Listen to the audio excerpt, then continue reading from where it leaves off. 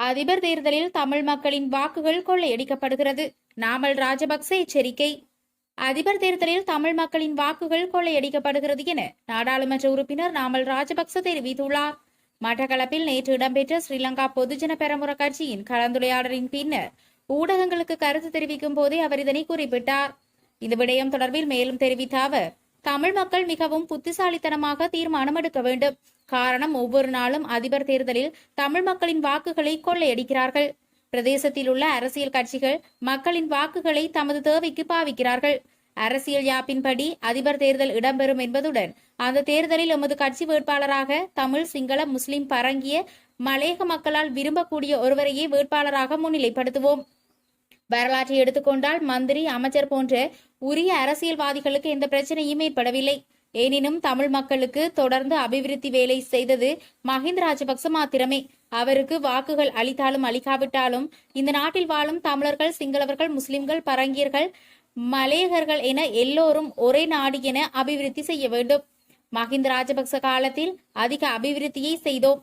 அப்போது மாத்தளை அதிவேக பாதையை அருகம்பை ஊடாக மட்டக்களப்பு வரைக்கும் கொண்டுவர திட்டமிட்டோம். எனினும் ஆட்சி மாறியதால் அதனை செய்ய முடியாமல் போனதுடன் அந்த ஆட்சி காலத்தில் பல்வேறுபட்ட அபிவிருத்தி திட்டங்களை செய்ய முடியாமல் போனது. இனிவரும் தேர்தலுக்கு நாங்கள் முகம் கொடுக்க வேண்டிய தேவை இருக்கிறது.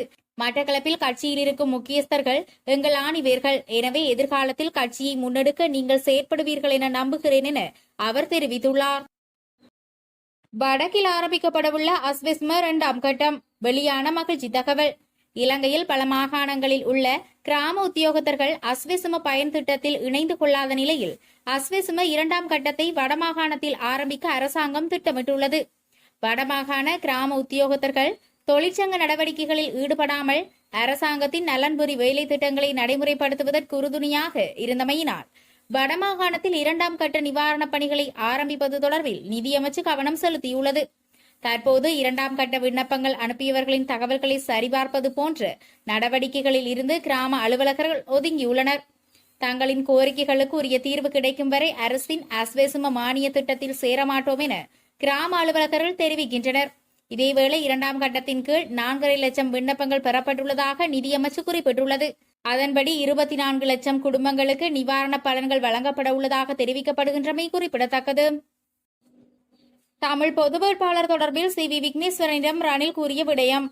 ஸ்ரீலங்கா அதிபர் தேர்தலில் தமிழ் பொது வேட்பாளர் ஒருவரை நிறுத்தும் தகுதி அல்லது ஒற்றுமை தமிழ் மக்களிடமோ அல்லது தமிழ் கட்சிகளிடமோ இல்லை என ரணில் விக்ரமசிங்க தெரிவித்ததாக சி.வி. விக்னேஸ்வரன் தெரிவித்துள்ளார். யாழ்ப்பாணம் நல்லூர் பகுதியில் அமைந்துள்ள விக்னேஸ்வரன் இல்லத்தில் நேற்றைய தினம் ரணிலை நேரில் சந்தித்த போதே இவ்வாறு தெரிவித்ததாக குறிப்பிட்டுள்ளார். அவர் மேலும் தெரிவிக்கையில், அதிபர் என்னை சந்திக்க வரப்போகிறார் என அறிந்த அரசியல் ரீதியான தீர்மானம் எடுக்கப்படும் என சிந்தித்தார்கள். அவர் என்னை சுகம் விசாரிப்பதற்காகவே வந்தார். அரசியல் ரீதியான தீர்மானங்களுக்காக சந்திப்பதாக அமையவில்லை. சந்திப்பில் பொது வேட்பாளர், அதிபர் தேர்தல் மற்றும் நாட்டின் பொருளாதார முன்னேற்றம் தொடர்பிலும் கலந்துரையாடிய நிலையில் அவரது அநேகமான கருத்துக்கள் நாட்டின் பொருளாதாரத்தை முன்னேற்றுவதற்காக நாடுபூராக நடைமுறைப்படுத்தப்படவுள்ள அபிவிருத்தி திட்டங்கள் தொடர்பில் பேசினார். இதன்போது எதிர்வரும் அதிபர் தேர்தலில் தமிழ் பொது வேட்பாளர் ஒருவரை நிறுத்தப் போகிறீர்கள், அது சாத்தியப்படாது என கூறினார். அதிபர் வேட்பாளருக்கு சிறுபான்மை மக்களின் வாக்குகள் தேவை என்பதை ரணில் ஏற்றுக்கொண்டுள்ள நிலையில் தமிழ் கட்சிகள் ஒற்றுமையாக பொது வேட்பாளர் ஒருவரை தெரிவு செய்ய மாட்டார்கள் என்றார். நான் சிரித்தவாறே பொது வேட்பாளர் ஒருவரை நிறுத்த வேண்டியதன் அவசியத்தை கூறினேன். அத்தோடு 2ஆம் 3ஆம் வாக்குகளை வழங்குவது தொடர்பிலும் அவரிடம் கூறினேன். 2ஆம் 3ஆம் வாக்கு வழங்கும் நடைமுறையை அவர் ஏற்றுக்கொண்டார். பொது வேட்பாளர் தெரிவு அதற்கான கட்டமைப்பினர் மேற்கொள்வார்கள். அதன் தெரிவை பார்ப்போம் என்றார். யாழில் இருந்து சென்ற தொடரூந்து தடம் புரண்டு விபத்து, பரிதாபமாக உயிரிழந்த யானை. வவுனியா கனகராயன்குளம் காட்டுப்பகுதியில் தொடரூந்து ஒன்று யானையுடன் மோதி தடம் புரண்டுள்ளது. குறித்த சம்பவம் நேற்று இடம்பெற்றுள்ளதாக தெரிவிக்கப்படுகிறது. யாழில் இருந்து அனுராதபுரம் நோக்கி சென்ற தொடரூந்து கனகராயன்குளம் காட்டுப்பகுதியில் தொடரூந்து பாதையினை ஊடறுத்து சென்ற யானை மற்றும் குட்டியுடன் மோதுண்டது.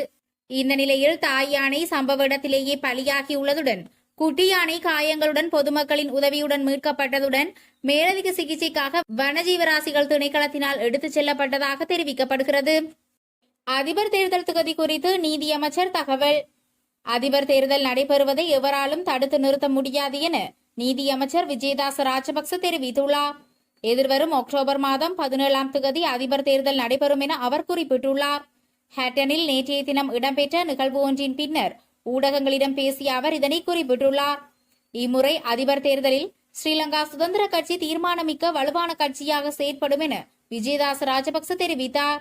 ஸ்ரீலங்கா சுதந்திர கட்சியின் அதிபர் வேட்பாளராக விஜயதாச ராஜபக்ச போட்டியிடுவார் என முன்னதாக அறிவிக்கப்பட்டிருந்தது.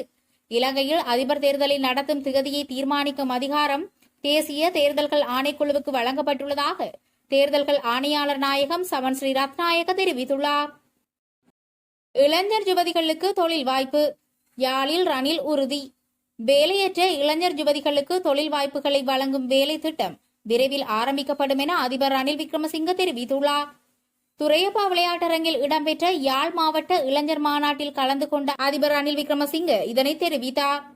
வேலையற்ற இளைஞர் யுவதிகளுக்கு தொழில் வாய்ப்புகளை வழங்குவதன் மூலம் ஏற்றுமதி பொருளாதாரத்தை மீள நிலைநாட்டும் வகையில் தனியார் நிறுவனங்களுடன் இணைந்து நவீன விவசாயத்தை கிராமத்திற்கு கொண்டு செல்லும் வேலை திட்டம் அடுத்த வருடம் முதல் ஆரம்பிக்கப்படும் என அதிபர் கூறினார்.